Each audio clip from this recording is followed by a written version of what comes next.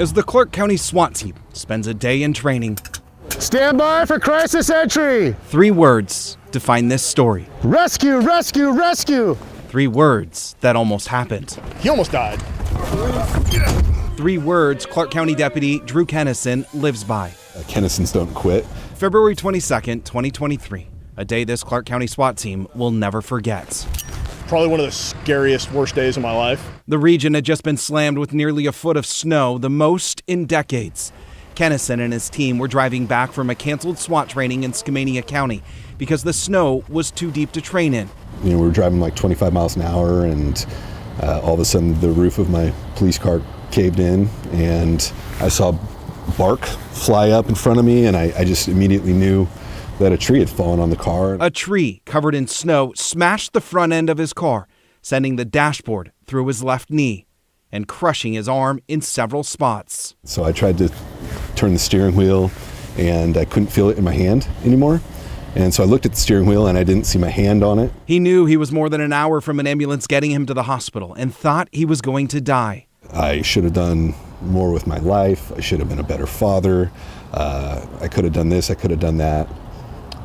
Dang. While those terrible thoughts are all running through my head, I looked to my left and see one of my good friends' head appear in the caved-in portion of my dorm. That friend, assistant team leader Drew Clutch. That was probably the longest 45 minutes of my life. Every minute counted.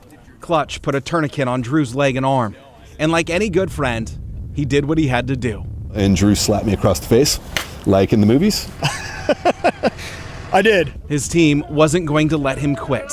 And from here on out, neither was he. When he woke up in the hospital, his left leg above the knee had been amputated.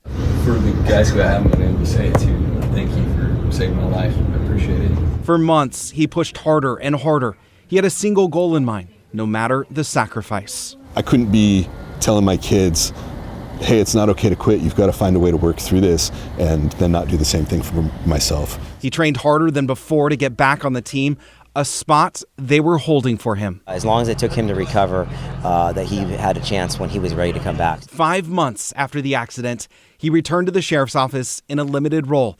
His fellow deputies and SWAT team members lined the sidewalks with open arms. It made me feel a lot more important than I felt like I was. This was just the beginning.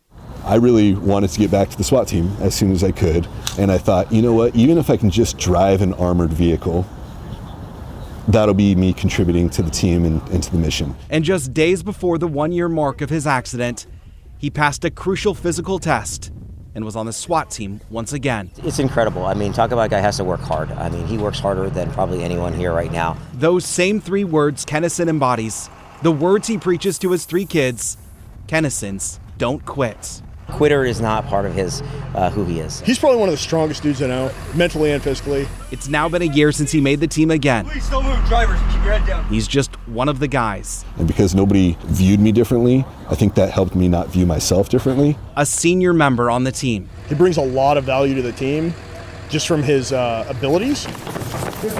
And just like the team had his back that snowy day, Drew will always have theirs. So to be able to be part of a group of guys that is the help that's on the way is the most rewarding experience that I think a person can have in law enforcement. Now, thanks to Devin Haskins for bringing us that wonderful story of challenges and power. Thank you, Deputy Kennison.